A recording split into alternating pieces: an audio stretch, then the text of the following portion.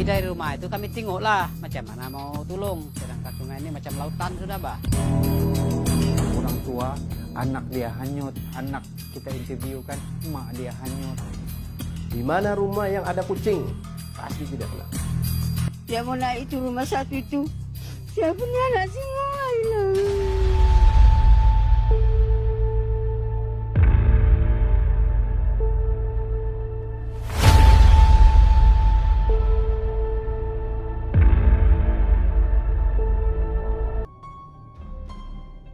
Assalamualaikum warahmatullahi wabarakatuh. Kita berjumpa lagi dalam channel Anak Gunung.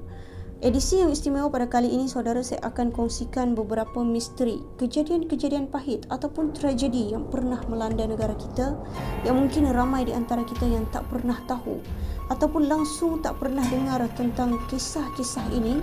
Dan rentetan daripada ini, saudara, mungkin generasi yang akan datang akan terus melupakan kisah-kisah ini tanpa sempat untuk mengambil pengajaran. Jadi pada hari ini saya akan kongsikan kepada anda tentang sebuah peristiwa yang dianggap antara peristiwa yang paling misteri berlaku di negara kita, iaitu di negeri Sabah.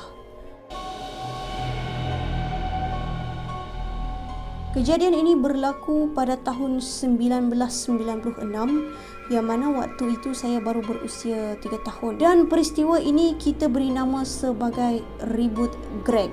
Bencana ini telah meragut 200 lebih nyawa, telah mengorbankan lebih daripada 200 orang dan juga lebih daripada 100 yang lain hilang tanpa jejak dan tidak ditemui sehingga hari ini. Dalam banyak-banyak daerah yang terjejas ini, yang paling teruk sekali adalah daerah Keningau.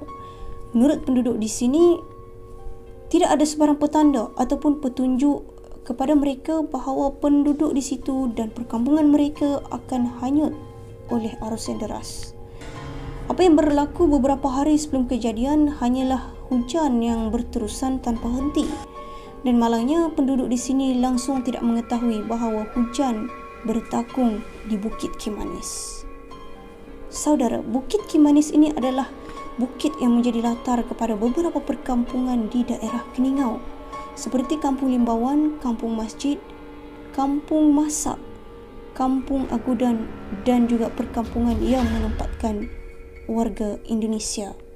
Pada mereka, kejadian ini adalah sebuah kejadian yang langsung tidak boleh dijangkau oleh logik dan akal fikir manusia. Sebab apa?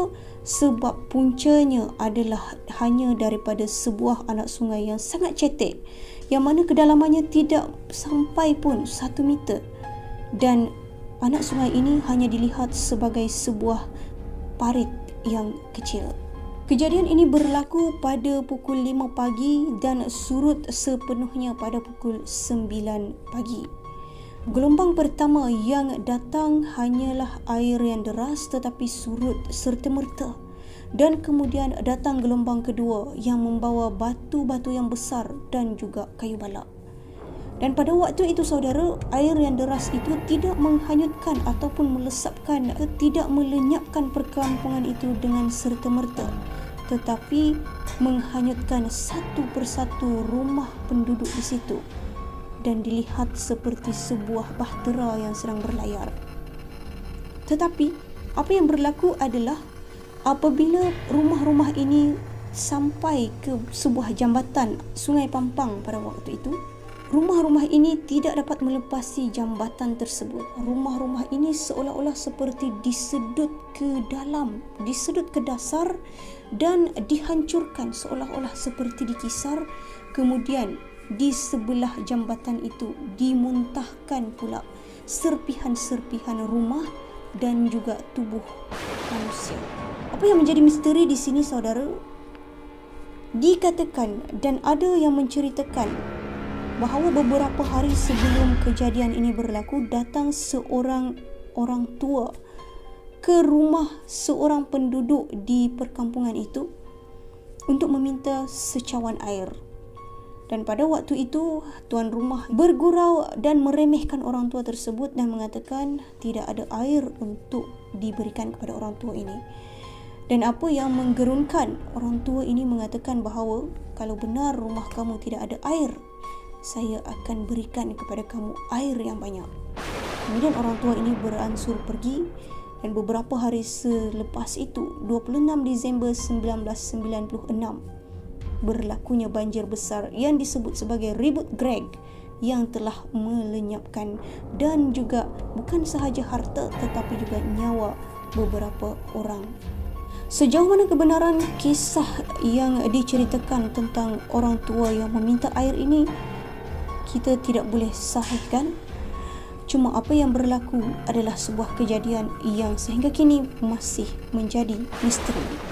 Persoalannya saudara, sehingga hari ini masih belum terjawab dari mana datangnya air yang begitu banyak sekali, sehingga kan para penduduk menggambarkan bahawa air yang deras itu seolah-olah datangnya daripada sebuah umpangan besar yang pecah. Dan pada hari ini ramai yang menggelarkan dan menganggap perkampungan ini adalah perkampungan yang mana menempatkan kubur tanpa nama.